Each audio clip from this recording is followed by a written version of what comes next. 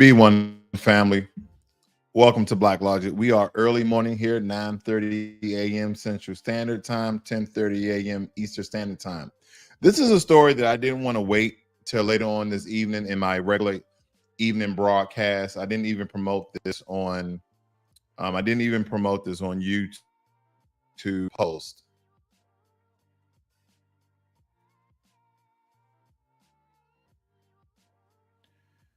Okay, it looks like I'm having some technical difficulties. I never went this early, but we're gonna keep rocking on, fam. We're gonna keep rocking on. Let's try this. Let's try this.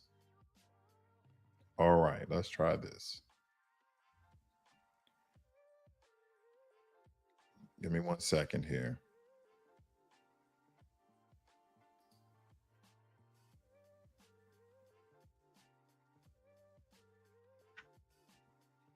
All right, I was having a couple of technical difficulties, family. I might just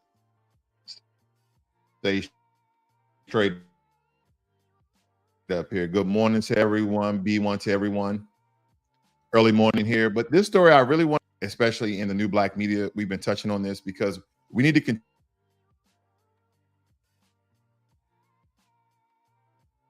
Here we go.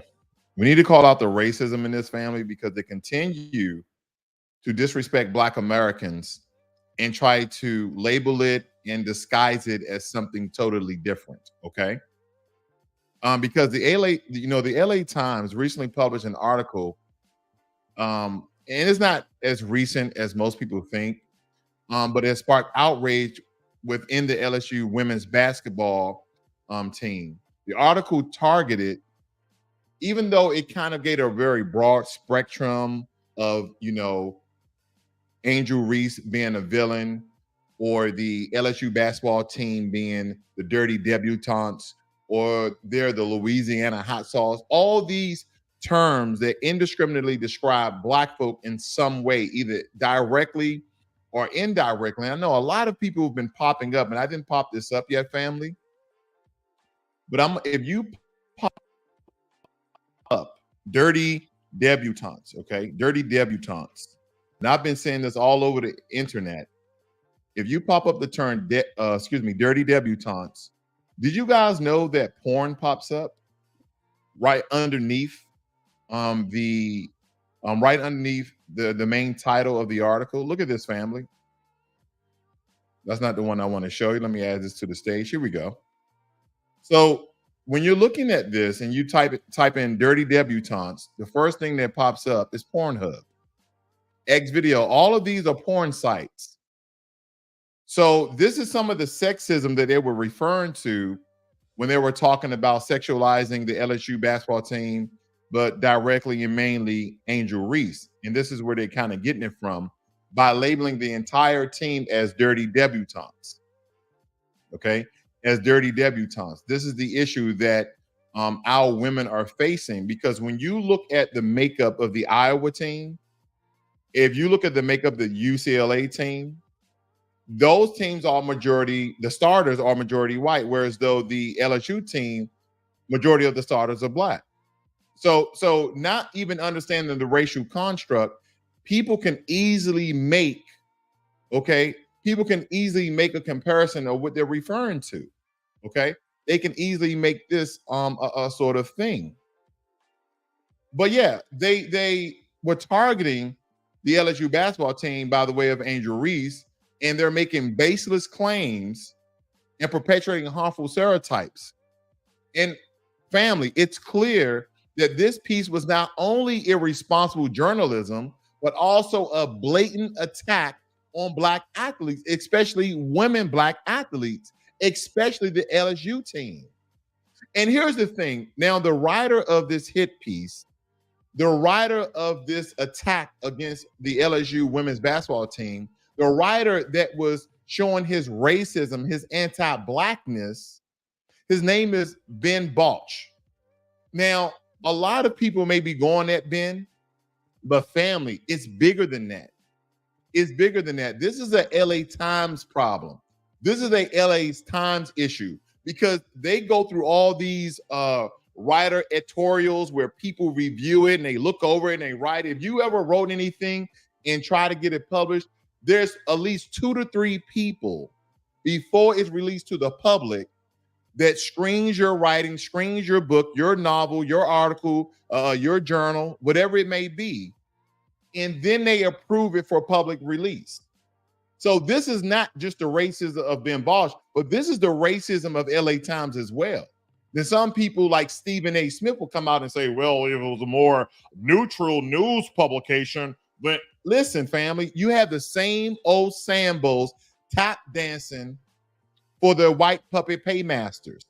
That this was about. We either be Stephen A. or Emmanuel Immigrant Ocho. All of these people. Then you have people like Officer Tatum that's coming out and speaking up and supporting people like Emmanuel Ocho, like, oh, I agree with them.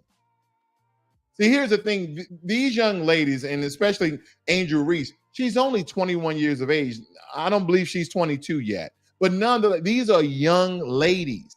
And we are attacking our young, beautiful, intelligent Black women doing great things. But we have these Sambos and Coons that's stepping out in order to take the shots for their white paymasters by the way of LA Times. And these things must be continually called out, family, because the article, it failed to prove, okay? The article failed to prove and failed to provide any substantial evidence to support the claim, relying instead on harmful generalizations and biased narratives against our people. This kind of reporting not only undermines the hard work and dedication of the LSU women's basketball team and their star Angel Reese, but it also continuously perpetuates harmful stereotypes that have no place in our society today. And this is why I've been covering the media so strongly and telling you that the media is propaganda. It's either constructive or non-constructive, the truth or its lies. It's painted a very vivid picture to once again perpetuate these stereotypes against Black folks. And I'm loving all the new Black media that's coming out, because it's very important to call out and challenge these kinds of achievements. These kinds of achievements from our very talented young Black ladies. Now, Angel Reese and her teammates, they deserve to be celebrated for their hard work and talent, not torn down by baseless accusations. And I'm going to tell you right now, family, we stand in solidarity with Angel Reese and the entire LSU women's basketball team against the unjust and harmful attack that started on the court, believe it or not. And see, here's the thing, family. Here's the thing.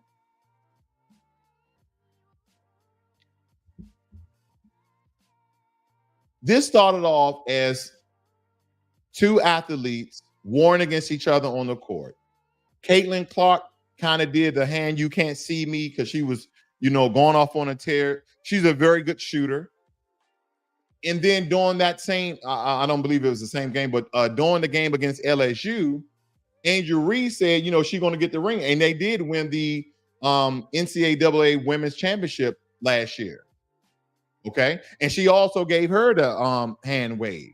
But the LA Times writer, Ben Bosch, LA Times, blew this up more than what it's supposed to be. Let's get into this, family. We're gonna break this down more so. I know I'm starting here early for you guys to get to work, or maybe you guys took the day off, like my wife.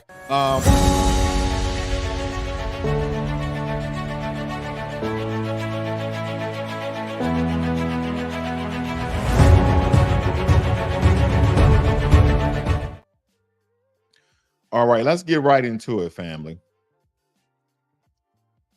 So, LA Times challenge comments, the UCLA LSU game, sweethearts versus villains. So, again, this is the old slave narrative, whites against Black.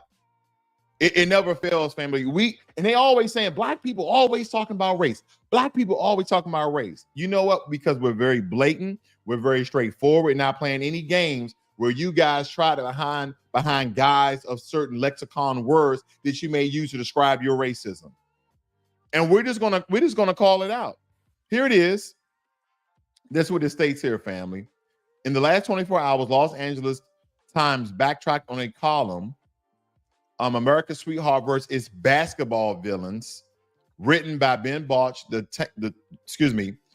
took aim. All right, here we go. We got pop-ups in. Give me a second, family. Get back to where I was. It says they took aim at the Lady Tigers. In the original column, Ben Balch used the word villains to describe the LSU women's basketball team. And this is Angel Reese talking right here. Let me see if I can blow this up a little bit more for you guys can see it. I'll take the real involved. And that's what a lot of times black people do. Oh, I'll be your nigga. Oh, yeah. I'll be that. It's kind of like that song, and I'm not shouting out Burna Boy, but he did have a popular title of one of his songs called The Monster You Made. And that's the first thing that popped into my mind when I saw this, family. The monster you made. I'll take the villain role. I'll take the hit for it. But I know we're growing women's basketball. And if this is the way we're going to do it, this is the way we're going to do it, right? So she kind of took it on the chin. She tried to flip it. In my opinion, she made it more positive than just being called a villain, right? And at first, I don't think she thought it was racially charged until you really scan the entire article, family. Until you really scan the entire article, there was a lot said here. In one of his tweets, the article starts by saying, "This isn't just a basketball game. It's a reckoning." And this is not between Iowa at the time. This is not between Iowa and LSU. This is between UCLA and LSU. And it says, "It's a reckoning.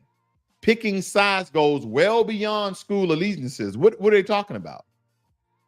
What are they referring to when they're stating this? Hold on.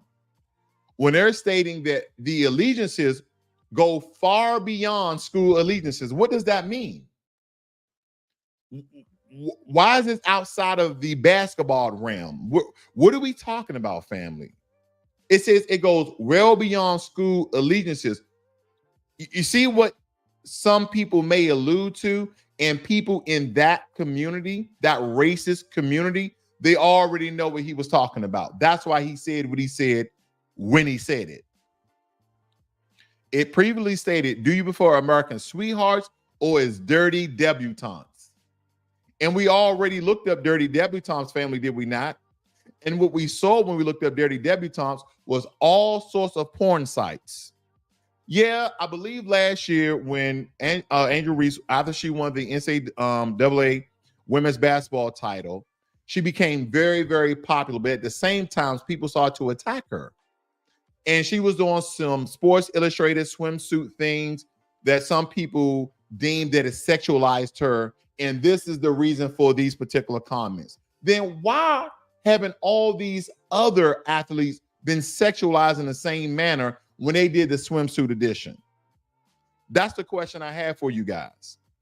Then it states here, can you guys see this? Let me just highlight this for you real quick. It states here is milk and cookies or Louisiana hot sauce. Now, I was listening to Professor Black Truth, and he made a really great comment. He was stating how milk is very bland and that Louisiana hot sauce has flavor. And I'll leave it as that. That was a very powerful statement that our brother made. The second line of the story now reads, "Do you prefer the team that wants to grow women's basketball or the one that's seemingly hell-bent on dividing it?" What?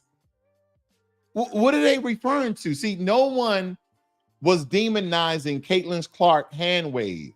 But when Reese did the hand wave and said, we got the chip, we got the ring inside of Caitlin's face, no one had any smoke for her. No one had any smoke for her, family.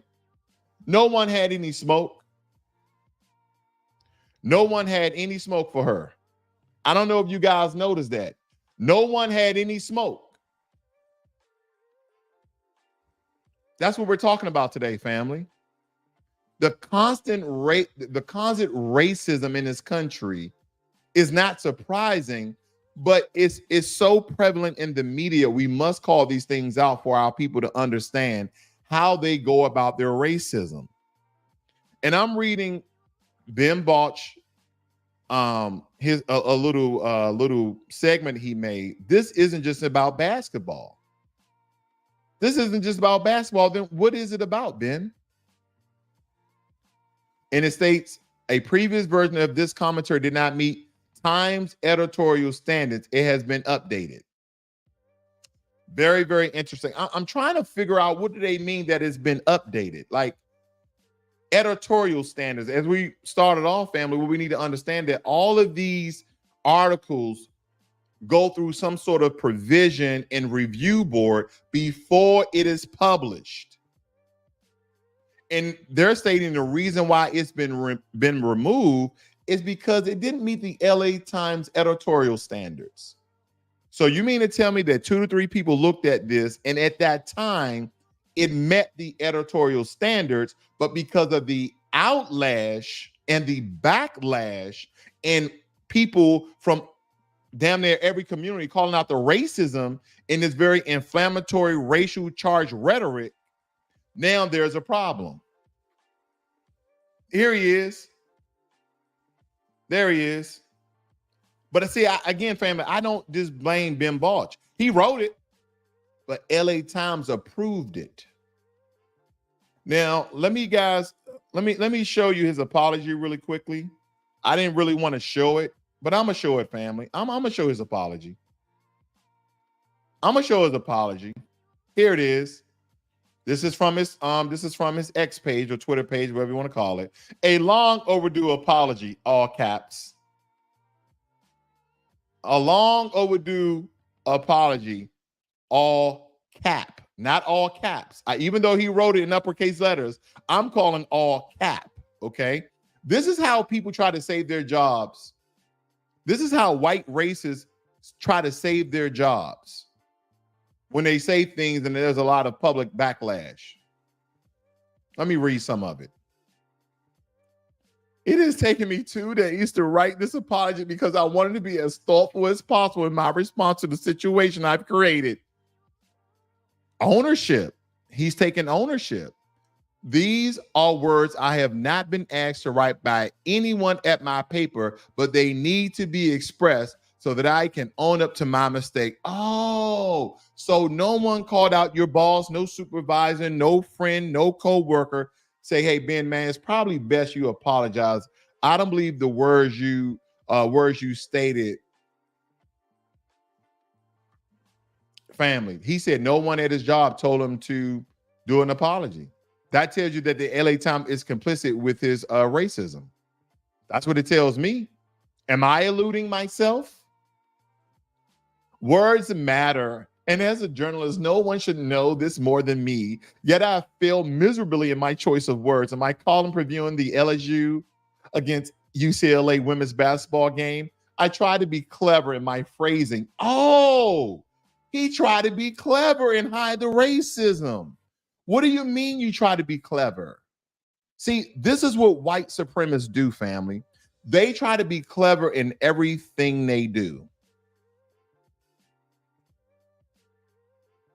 They try to be clever in everything they do. Because here's the thing. Some of you didn't get hired because they realized you were black. You had a basic name. John Johnson. You had a basic name, Rebecca Smith. So the people who are interviewing you or who are reviewing your resume, they're like, Rebecca Smith. Oh, she's white. They call her Becca. And then when and this is how they portray a lot of us. When LaQuisha get on the phone, yeah, this Rebecca. Oh, I didn't, and subconsciously, I didn't know she was black. This is what he's saying, family. This is what it reads to me. Is this my conjecture? Because did he not say, I try to be clever? Right here, family, listen, I try to be clever in my phrasing about one team's attitude. Okay, he had to put attitude, not race. Ben, we can see through the racism, bruh. Using alterations while not understanding the deeply offensive connotation or association. This is bullshit. I'm sorry. I know it's Friday, family. You didn't get your what you call it, your happy hour in yet. But family, this is the first form of BS. He's stating that it's about attitudes and that he did not understand his deeply offensive connotation of in associations. And this is coming from the high IQ society. How is it when every time their livelihood is on the line, why is it every time they call out, they say these very racial, inflammatory, charged words that denigrate black folk, all of a sudden they don't understand the social and racial construct in America? Why is that? Why all of a sudden I didn't know I was being racist. It was subconscious. It was implicit bias. I didn't know. I also use metaphors that were not appropriate. Oh, Lord, Ben. Said isn't so, Ben. Yeah, you use metaphors that you knew was racially charged to describe black. When you looked at the LSU team, you're like, majority of their starting five is black. When you looked at the UCLA team and when you looked at the our team, everybody is damn near white. So why use those terms? You know why you use those terms. Milk and honey, Louisiana hot sauce, America's sweetheart, the villain, good versus evil, black against white. Just say it, Ben. Just say it. Just say it, Ben. Just say it. This called the Louisiana State University women's basketball team a bunch of niggas. Just say it. Stop playing with black people. Just say it for us. Just say it. Our society has had to deal with so many layers of misogyny, racism, and negativity that I can now see why the words I used were wrong. Family, put CAP in the chat. Someone please put CAP, C-A-P, or the blue cap in the chat, please. Oh my gosh. You know, family, when something occurs with black folk, they blow it all over media and all over social media. And they call us everything except the child of God. They call us thugs. They call us gangsters. They call us woke, whatever the fuck that means when they were talking about it. They call us DEI hires. They call us affirmative action users. They call us welfare recipients. They call us everything. But as soon as they receive backlash, I didn't know what I was doing. Oh, okay. You didn't know what you was doing. Oh, you sorry. Now you sorry. Okay. I use metaphors that were not appropriate. Our society has to deal with so many layers of misogyny, racism, and negativity that I can now see. I can see clearly now they came out against why the words I used were wrong. It was not my intent to be hurtful, but I now understand that I terribly missed the mark. You know what? He's not even a good liar. He's not even a good liar. You know what? I would have had an ounce of respect if Ben would have said, you know, I came out and I said some very hurtful things to the LSU basketball team. And at the time I meant them. And they were racially charged, but I probably shouldn't have said them. I probably should have kept my comments to myself. I just would have had more respect for the guy. Just a little bit, just an ounce. But now he's covering up his cover-up. You see, family, he was saying all these racial and sexist inflammatory words, and now he's trying to cover up his cover-up by the way of an apology. Oh, now that I know it's racism, I didn't know. You've been with the LA Times since 1999, and you didn't know that the words you said was racist in nature and sexist in nature? You didn't know that, you being a writer for the LA Times for 25 years and you didn't know what the hell you were talking about? This is what we get from the white media.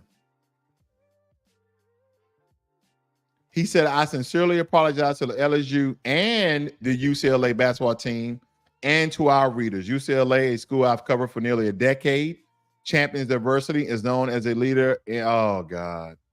However, I have not held that standard in what I wrote. I would do much better. I am deeply sorry. And here's the thing, family. I don't think Ben is going to get fired. And if Ben does get fired, he's just going to go to another publication. He's been a journalist for 25 years. He's just going to go to another publication.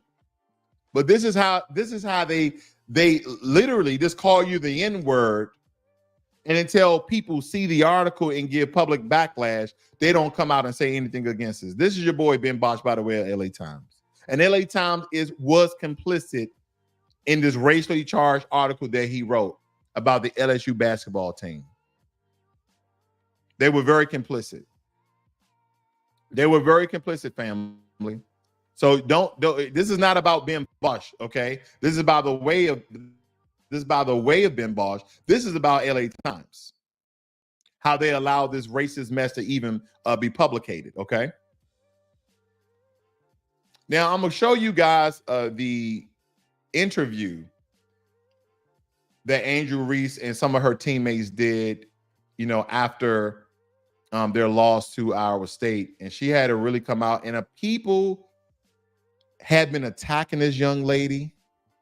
People, if you ever played sports, if you ever played on the championship squad or on your way to the championship, it's a very emotional time for athletes. Believe me, I know. I played college football, family. I played high school football. I went to a pro stadium. You see, I didn't play pro. I went to a pro stadium. That was a joke. You probably didn't get it. You get on the way home. But let me show you this. Let me show you this very quickly.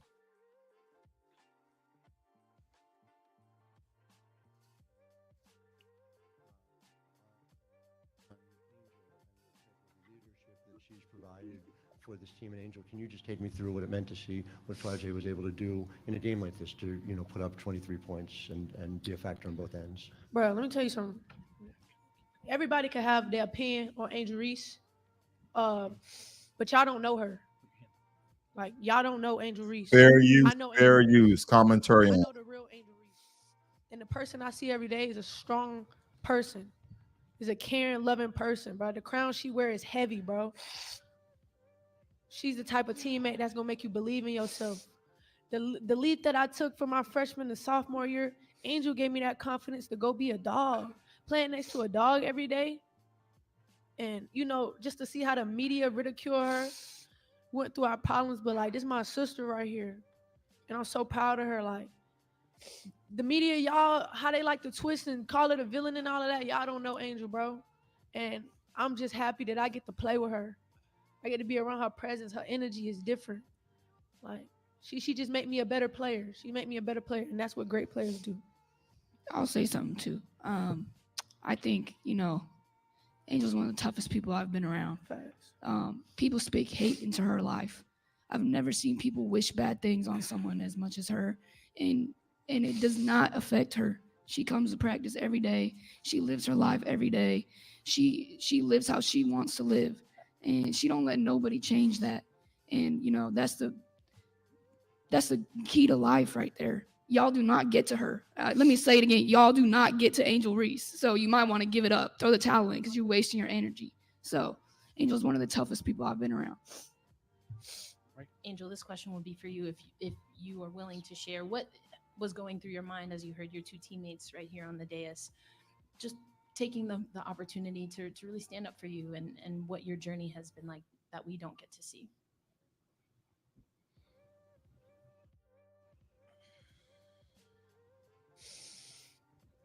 I don't really get to stand up for myself.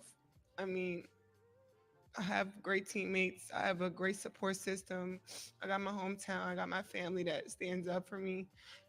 I don't really get to speak out on things just because I just try to ignore, and I just try to stand strong. Like, I've been through so much. I've seen so much. I've been attacked so many times. Death threats. I've been sexualized. I've been threatened. I've been so many things, and I've stood strong every single time. Let me pause it right there, family, about the sexualization of Angel Reese. And people were stating because she did a Sports Illustrated swimsuit edition magazine. And don't forget, the young lady is 20 years of age, right? She's a superstar.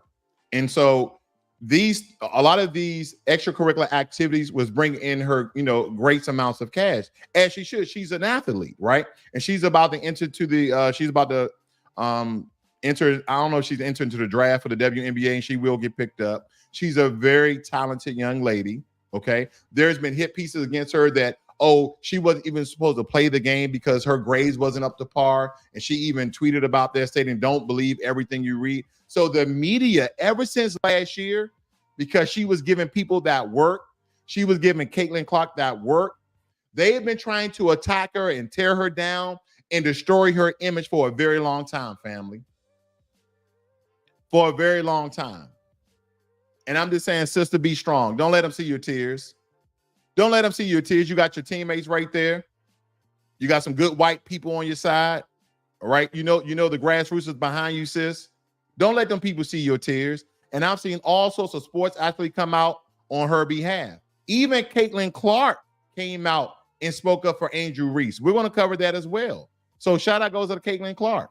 Because here's the thing. When I first saw this family, when I first saw this battle, I thought it was just good fun, right?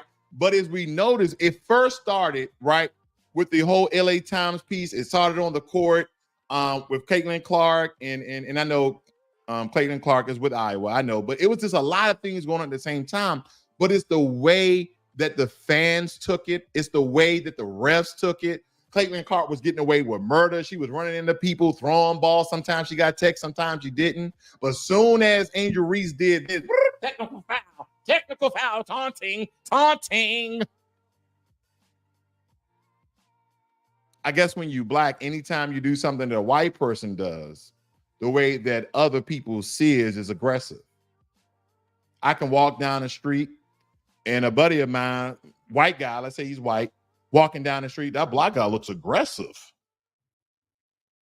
I'm just saying, family, this is the way they see it. I don't know what they see that we don't see. It's amazing what world we still live in where everything is just racially charged. And I just try to stand strong for my teammates because I don't want them to see me down and not be there for them. So I just want to always just know, I'm still a human. All this has happened since I won the national championship. And I said the other day, I haven't had peace since then. And it sucks. But I still wouldn't change. I wouldn't change anything. And I would still sit here and say, I'm unapologetically me. I'm going to always leave that mark and be who I am and stand on that. And hopefully the little girls that look up to me, and hopefully I give them some type of inspiration that, hopefully it's not this hard and all the things that come at you, but keep being who you are, keep waking up every day, keep being motivated, staying who you are, staying 10 toes, don't back down, and just be confident. Very, very powerful response from Angel Reese. But again, sister, don't let these people see your tears. They may try to villainize that like they do everything else. Now, some of this, surprised me from Jason Whitlock. It really surprised me. I'm gonna let you guys listen in on this. Fair use. All video clips used are for commentary and contextual to support the video. And her lawyers preemptively threatened a lawsuit over the article, which I'm sure forced the Post editors to tone down the attack. But the gist of the attack remained. While a coach at Baylor, a religious university, Mulkey had the sometimes, family, I'm just getting tired of this damn internet. I know you guys tired of it too, but stay tuned, okay? I'm gonna try to get an upgrade. Who knows what I'm gonna do. Audacity to refuse to worship the LGBTQ alphabet mafia. She advised Brittany Griner and other homosexual players to keep their private lives private. Moki wasn't a fan of tattoos and constantly changing hair colors. She preferred her players to present themselves as women at all times and not as androgynous hoopers. Moki, without saying it, clearly believes there's only two genders. She patrols the sidelines in flamboyant, highly feminine outfits because she wants to make a statement that there is just as much strength in traditional femininity as the hypermasculine appearance of Griner and others. For all of this and more, Moki is demonized.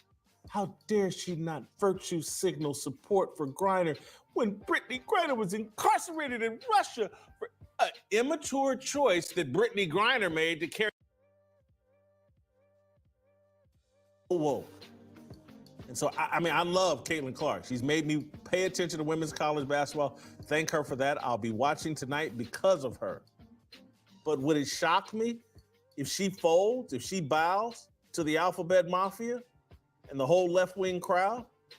If her group of handlers don't tell her, you know how much more money we could make if you just play along? Wouldn't be surprised at all. That's what all these athletes do. Kim Mulkey, that's a grown-ass woman. She's not going to fold. She's not perfect, but she's battle-tested. I think Mulkey and the Tigers have a better chance at beating South Carolina than Iowa. And that's why I'll more than likely be rooting for Angel Reese and LSU tonight. Because Kim Mulkey's in it for the long haul. And this is a war. And that is not a shot at Caitlin Clark. She's a young person. She's a kid. Go out and get your money. Go out and have as much fun as you can have in the WNBA, which I don't know how much fun you can have, but do it. Maybe go to the Big Three, whatever. But Kim Mulkey, she's not perfect, but she's a warrior. And she's in it for the long haul. She's been fighting this group of leftist, deranged idiots her entire career. And she's sitting here right now. And those were the remarks of Jason Whitlock. And you thought it was about Angel Reese, and it wasn't. It was about their white coach and how right and conservative she is. So family, listen, I'm going to put things into context because there's a lot of black men who's come out against our sister Angel Reese, and your boy being one of them. Your boy being one of them. Now, this he published on his channel 4 months ago, and the reason why this is important because he was all on board, right? He was all on board pro Angel Reese, calling out all the discrepancies in the media that they were making false claims about her. He was coming out against that. He was saying everything, and you were like, okay, Stephen A. Usually you're a coon, usually you're a Sambo, but now you on code on this one particular thing. So I'm gonna refresh you guys' memory if you haven't seen this. That's what she said. In defense of Angel Reese, let me tell you why that's incredibly important. Because there were people out there throwing out rumors that there was problems in the classroom. That's bullshit. First of all, we don't know that to be true, but the reason why I say it's BS and I call BS on it is because if she had academic issues, you knew that before halftime of Kent State. So why would you bench at halftime, okay, for the second half of the game, but let her play the first half if it was an academic issue? Clearly, that's not what's going on here. I'm speculating. I do not know, but it's time that I stood here, and just gave a closing comment about Angel Reese. I want you to know something, Angel Reese, and this message is directly for you. You are an absolutely wonderful, marvelous, young black lady. You made us proud last year. You continue to make us proud even now. You're a national champion. You're a first-team All-American. You win 6 straight games in the NCAA tournament, averaging a double-double. You did it all. And then look at how it paid off for you. You see all of these photos that I'm showing up here, throwing out the first pitch for the Baltimore Orioles? Showing up everywhere, being a woman about town because that's what champions do. Let's not forget the NAL valuations. you made about 1.7 million, okay? And just to give it some stats out there for everybody to watch, let's go down the list of the top-notch individuals in the world of name, image, and likeness and who profited off of it. You got Bronny James, LeBron's son, at $5.9 million. You got Shedeur Sanders, primetime Deion Sanders' son, the star quarterback in Colorado, at $4.5 million. Okay, you've got this girl, Livy, at $3.3 million. Livy Dunn from LSU, she's a gymnast, at $3.3 million. Arch Manning, okay, a member of the Manning family, now a quarterback at Texas, tied with Caleb Williams of USC at fourth at $2.8 million. You got Travis Hunt at the sixth spot at $2.2 million. And then you got Angel Reese at $1.7 million. That is what she earned with name, image, and likeness. So couple that with the 5.2 million social media followers that she has. Look at all the brand deals that she has. Coach, Amazon merch, McDonald's, Sparkling Ice, Xfinity, Outback Steakhouse, Discord. These are all the deals she has while she's a college student. Well, here's the problem with that. And Angel Reese, I hope you're listening to this. Notice that your popularity and your celebrity is elevated. So much so that you decided not to go to class anymore on campus. You'll take your courses online because the popularity was so extreme, it was getting in the way of your studies. That's basically what you told folks. Having said all of that, if it got in the way of your studies, I ask a simple and respectable question. What else did it get in the way of? Why would the coach of a reigning defending national champion who you helped win the national championship? Remember when you was throwing up your finger to Caitlin Clark at Iowa in the national championship game? Remember when you were doing all of that? Remember when you were the woman about town thereafter? Remember when you was wearing that braggadocio on your sleeve? Remember all of that? Is it possible that because of the fame, the celebrity, and the newfound dollars that came into your coffers, that all of that changed, and with it, there was a slight change in you?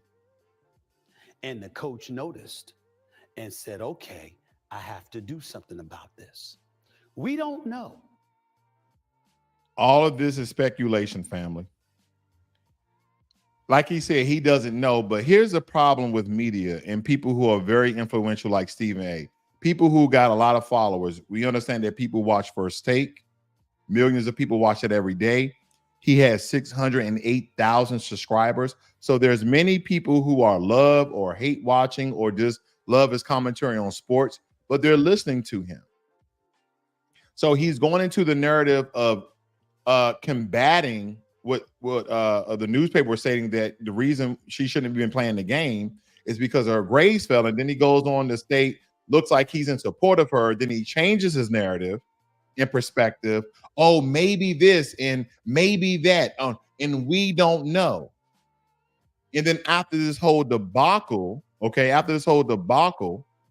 with Iowa State, LA Times, here's your boy Stephen A. again. Damaging and as bad as this was, it would have been significantly worse if it came from a neutral publication or a national publication. If the USA Today or somebody like that did it, it would resonate even further. Here's the reason why. The Los Angeles Times, you know who they're rooting for. Yeah, the home paper. Of course. So you root for the home paper. You see what I'm saying? And so if you get an opportunity to paint somebody as the villain while you're pristine and you're like the dove flying in the sky and, nothing blemishes you, you can understand what their intent was, but they went too damn far and they made that mistake. And not absolving the Los. But you are absolving the Los Angeles Times. Even the writer, hold on. Even the writer stated, that he now understands. He said, I use metaphors that were not appropriate. Our society has to deal with so many layers of misogyny, racism, and negativity that I can now see why the words I use were wrong. It was not my intent to be hurtful, but I now understand that I terribly missed the mark. And Stephen A. is out here batting for his white paymasters and stating, oh, it was just the USA Times coming against the basketball team. Stephen A., you know damn well this was about race. And I'm surprised Shannon Sharp didn't chime in, but I'm not surprised that Shannon Sharp didn't chime in. If you notice, when it comes to the race thing, Shannon Sharp was perfectly fine with when he was on Undisputable with Skip Bayless. But when it comes to Stephen A., the one who gave him a second opportunity, which he really didn't need Stephen A., as you notice, Club Shay Shay and the nightcap has been blowing up. He really didn't need that. But nonetheless, I'm surprised that Shannon Sharp didn't come out and say anything. But I'm not surprised he didn't come out and say anything. Because it was Stephen A., the person who gave him another opportunity in mass media. But this is no surprise for people who have been watching Stephen A. for years. He's always at the bat for his white paymasters. He even said, oh, whatever the boss tell me to do, I'm going to do it. Yes, a boss. Whatever the boss tell me to do, I'm going to do it. Yes, a boss. I got him down here. Oh, police got him. Yeah. What did he do? I would have been swallowed up. Have you ever been swallowed up? Have you gone through a time of swallowing where everything was overwhelming? Let me tell you, Stephen A. does a lot of swallowing. That's all I'll tell you, family. That's all I'll say. Angeles Times in any way. Yeah, yeah. I'm just saying all of us would receive it even more fiercely had it come from a neutral publication. Yeah. I'm about to give a gender-neutral, racially indifferent take. We're going to wait for that one, family. We're going to wait for that. We're going to go back to that one. We're going to go back to that one, family. We're going to go back to that one. I was going to point out some things about Caitlin Clark, how a lot of things as they're labeling her America's sweetheart and things. But I said, you know what? I'm not going to do that here. No, I'm not going to do that. I'm not going to do that. But I do want to show. Let me see if I can get there. Give me a second, family. I want to show you how Caitlin Clark, how she kind of spoke up for Angel Reese. Let me show you guys this video very quickly. Give me a second here. Here we go. And this is Caitlin Clark, the star basketball player for Iowa State. I don't think Angel should be criticized at all. Caitlin Clark said she thought Angel Reese received too much backlash for her celebration during the championship game. Listen in. You know, one of the things people talk about is race as a component of this. Your thoughts? Yeah, you know, I don't think Angel should be criticized at all. You know, no matter which way it goes, you know, she should never be criticized for what she did. You know, I'm just one that competes and she competed. So I think everybody knew there was going to be a little trash talk in the entire tournament. It's not just me and Angel. So, you know, I don't think she should be criticized. Like I said, LSU deserves it. They played so well. And like I said, I'm a big fan of hers.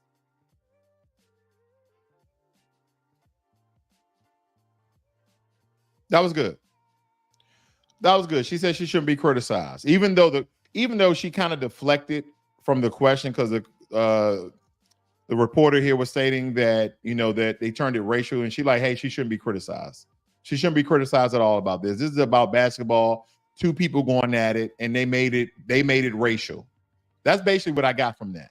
Okay. She didn't speak powerfully, but she spoke up for her. She said she shouldn't be, and I'm not surprised, family. I'm not surprised. These are just women athletes going at it. Whether it be the NBA or college basketball teams, you got some teams that are majority black, some teams are majority white, and then you have a mixture of teams, but you just don't get this.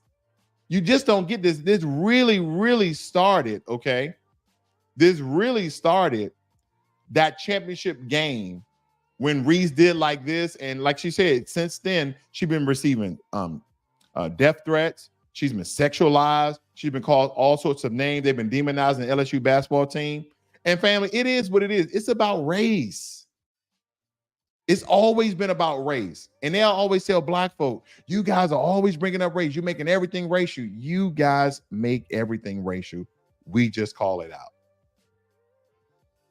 We just call it out, family. Now we're going to touch on your boy, Emmanuel Immigrant Acho. Listen to this. And this is, again, Stephen A. at his attempt to reclaim his image. Angel Reese, you can't be the big bad wolf and then kind of cry like Courage the Cowardly Dog. Nobody mourns when the villain catches an L. And Angel Reese, you're self-proclaimed to be the villain. End quote. I think that's a bit excessive. Like Emmanuel Acho, got mad respect for him, but we don't have to always agree. I think that when you take into account the fact that this is a young lady, yes, she did wear the villain role. And by the way, family, Acho's an immigrant. Stephen A. comes from an immigrant background. It's no surprise why they get along together, but he's going to call him out on this particular piece. Whatever. Role on her sleeve, no doubt about that. She didn't do a lot to help herself when she was winning the NCAA championship last year against Iowa, and she was taunting Caitlin Clark. We saw that. But did we forget that Caitlin Clark had been doing the same thing to numerous opponents throughout that season last year? That it wasn't until she was humbled in that national championship game against LSU that she dialed it back a little bit? Where were you then, Emmanuel Acho? Where was everybody then?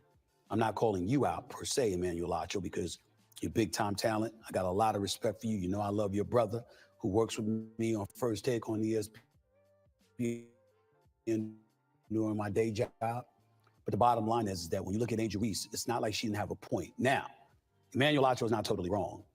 You can't want to be the villain. You can't pride yourself in being the villain and then you lose and all of a sudden you succumb to those emotions. That is true to some degree. But usually when you lose and you have an opportunity to sit back and reflect. I don't know if I can do it, family. I don't know if I can get through it. I don't know if I can just get through the slander of it all. It's such BS on Stephen A. It's such BS on Stephen A. This is a young lady we're talking about. And the only reason why she stated herself the villain is because they called her the villain. She said, I'll take that. I'll be the villain. Like I told you before, they label black people as monsters. They label us as thugs and gangsters. And we're like, okay, I'll be your thug. I'll be your nigga. You want me to be your nigga? I'll be your nigga. I'll be your thug. I'll be your gangster. I'll be your villain. I'll be evil. I'll be the Louisiana hot sauce. She was trying to...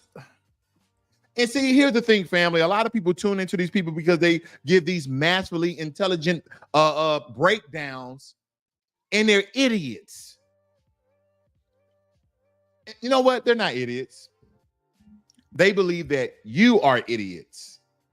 They believe because you tune in and you listen to these people, and for some reason you gather up an ounce of respect for them because of their sports or media, a commentary or breakdown, that you're not going to see through their racism. You're not going to see for them being these white paymaster shields to protect the mass white media who's given them jobs and have paying them very, very well. And paying them very, very well. And Stephen A. Smith even said it. He said ESPN pays him very, very well. And he'll basically do whatever the boss tells him to do. He's doing whatever the boss tells him to do, even on his platform. And you don't understand that sometimes people just get fed up with the name calling. They say, okay, you want me to be that? Then I'll be that. I'll take the hit on that. You want me to be the villain? I'll be the villain. And that is the way that Angel Reese was talking. But evidently, Stephen A. Smith, and I'm not going to even say anything, oh my God, about Emmanuel Acho. We're going to get on that. We already know where these people are coming from. These are your usual suspects here, family. These are your usual top dancing Sambos. Stephen A. Smith and Emmanuel Acho. And there's been a lot more people to come out. Jason Woodlock, first, as though you're thinking in support of Angel Reese, no. Officer Tatum, no.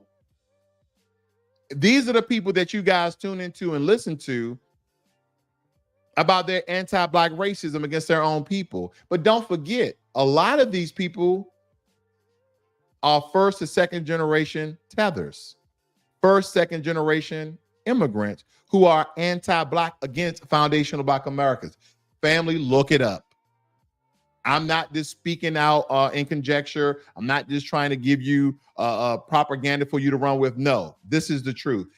Look at these people's backgrounds and see how they talk about black folk, just like your Candace Owens. Oh, she's very intelligent. You guys are not even seeing through the racism. Royalty says Stephen A is sad as, I don't know if I can say that. I didn't say so much on this channel. But yeah, family, this is how they do. This is how they do. And they understand that this is a racially charged country. Okay. That's what they're not understanding here. This is a racially charged country because Angel Reese is a powerhouse on the court. And she's been making all sorts of waves with her exceptional skills and her determination. But what happens when a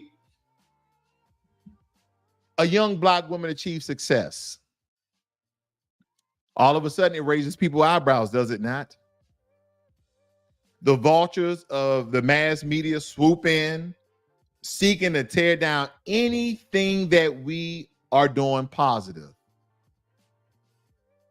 Because that LA Times piece, Ben Bosch, he was just wielding their pen like a dagger aimed at the heart of integrity in their hit piece against this young lady and her team. See, they didn't just criticize Angel Reese, right? They went for the juggler, attacking her character, her upbringing, her worth as an athlete. And they just kind of, described it as the LSU basketball team. But you know what this is about? This is bigger than Angel Reese. This is bigger than the LSU basketball team because Angel Reese represents the fear and resent a black woman defying the odds, shattering stereotypes, and claiming her rightful place in the spotlight. Oh, they hate when you're tall, beautiful, and successful. Oh, Lord. And you're not a Sambo Okun. They hate that. Because instead of celebrating her achievements, family, they seek to undermine her, to remind her and others like her of their so-called place in society. How dare you go against America's sweetheart, Caitlin Clark? And I have nothing against Caitlin Clark, and I'm not speaking down about Caitlin Clark because as I showed you before, family, Caitlin Clark came out and spoke up for Angel Reese. But this is what they labeled the two. Because the LA Times conveniently omitted crucial details about Angel Reese's journey. They didn't tell you the backstory. They didn't tell you her struggles and her triumphs. They didn't tell you that. They painted a very distorted picture, one that serves the agenda of the marginalization and oppression of black people go through each and every time.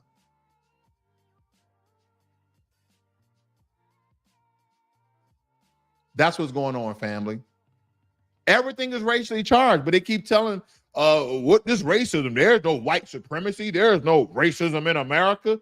Didn't Candace Owens say that? And a lot of you in the comment section were like, Candace Owens, I respect her. She's very intelligent, very smart. But then you have people like Emmanuel Acho, Stephen A. And you guys have been looking up to them, right? And some of them are looking at them for intelligent voices in the black community. But we understand they're using their platforms to tear down our own people, to pit us against one another, to pit us against the dominant society with these twisted narratives. On one side, you feel as though they're taking up for Angel Reese, and at the same time, tearing the sister down. This is what they've been doing. This is what they've been doing, family. Listen in. There's a mountain of emotions that get heaped on your shoulders, and it's hard to hold it in. Not to mention when teammates are coming to your defense because they realize how the insults against you have been so personalized by adults who have nothing to do with the game. They do nothing but play the role of spectators. And these adults who are supposed to set shining examples act as belligerent as children do at times. That's the kind of heat that Angel Reese was taking. Now, one of the things that we can't ignore, that part of the reason it was tough for Angel Reese when they lost Monday night is because LSU got their asses handed to them. Excuse my language, but it is necessary in this particular situation. Caitlin Clark gave it to them. Dropped 41, 9 of 18 shooting from three-point range, 9 of 20 to be exact. I'm sorry. And by the way, she put on an absolute show. She came out shooting from the logo and took it to them. She was clearly the best player on the court and bust their living, you know what. So when you get it handed to you the way LSU got it handed to them, I'm sorry. That is a lot to absorb. It really, really is. Butt whippings, that'll do that to you sometimes. But it doesn't mean that what Angel Reese was subjected to since winning the national championship last year was justifiable. Some of it is excessive. We know what kind of a cruel society that we live in. And I think that although it's too much back and forth for me, family. It's really, I don't know if that goes for you. It's just too much back and forth for me. It's too much. You don't know if you don't know if a lot of these people are picking her up, supporting her, helping her out, or tearing her down. You just don't know. That's why when it comes to certain topics, and listen, you can't listen to this guy. And you sure can't listen to this guy. If you want to say, well, Acho, cater your take based upon gender, Acho, cater your take based upon race, I will understand that. But I'm about to give a gender-neutral, racially indifferent take. Angel Reese, you can't beat a big bad wolf, but then kind of cry like Courage the Cowardly Dog. Angel Reese, you can't beat a big bad wolf, but then kind of cry like Courage the Cowardly Dog.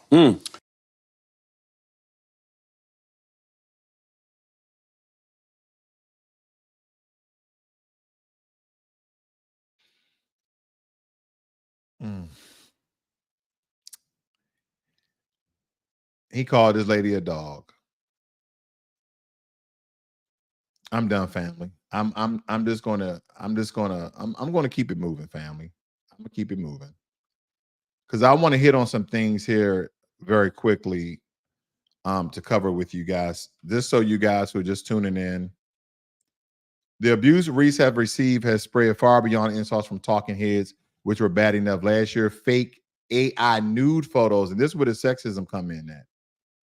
They made AI nude photos of Reese were circulated online. Social media has been flooded with anti-Reese hate speech. And this is really anti-black hate speech. They just using Angel Reese as a proxy to speak about black folk. For most of the season, the star has stayed relatively quiet about it, pushing through to an all-American level season and leading her team to the Elite Eight. Reese has acknowledged and accepted the antagonist role she was given. You see what I'm saying? She accepted the role that the hate speech has given her, and she stated, I'll take the villain role because that is the way that we're labeling this young lady. I'll take the hit for it, but I know we're growing women's basketball. I just wanted this because they keep saying that, oh, she took ownership of the villain, and that is because she was taken on with the hate speech we're stating that she is. Just like any person who's been beaten and battered constantly just because they won a national championship against a white team. This is ridiculous. This is about race. This is race-based, okay? Then the LA Times writer, sorry, we went over that, okay? And if you guys just tuning in once again, do you prefer America's Sweetheart or as Dirty Debutantes? Milk and Cookies or Louisiana Hot Sauce? How people don't see that as being racial? I guess maybe they haven't lived in America. And this is all over them winning last year Division I NCAA women's basketball title. And I showed you before, when you look up Dirty Debutantes, all your favorite porn sites. All your favorite porn sites.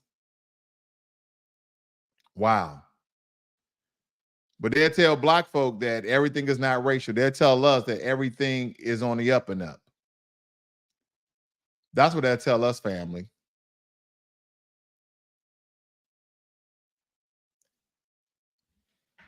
We have to take back our narrative.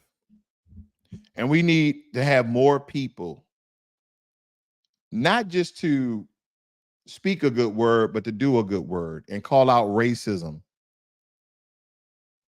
each and every time that we see it, each and every time that we hear it. Because you don't want to end up like an Emmanuel Acho. You don't want to end up like a Stephen A. And some of you like, oh, they're rich. Yeah. They sold out their entire race for the bag. Because I'll tell you this, I just got to show this. Listen, you got to come see us when you come to New York, VP Biden. I will. It's a long way until November. We got more questions. You got more questions, but I tell you, if you have a problem figuring out whether you're for me or Trump, then you ain't black. They don't have. They don't. I wonder who Stephen A. Smith and Emmanuel Acho are voting for. I mean, I'm really trying to figure out if they're voting for him, you ain't black. Pastor or Mark Burns. Mark, where are you? Where's Mark Burns? He's a great guy. Good. These lights are so bright in my eyes that I can't see too many people out there. But I can only see the black ones. I can't see any white ones. You see? That's how.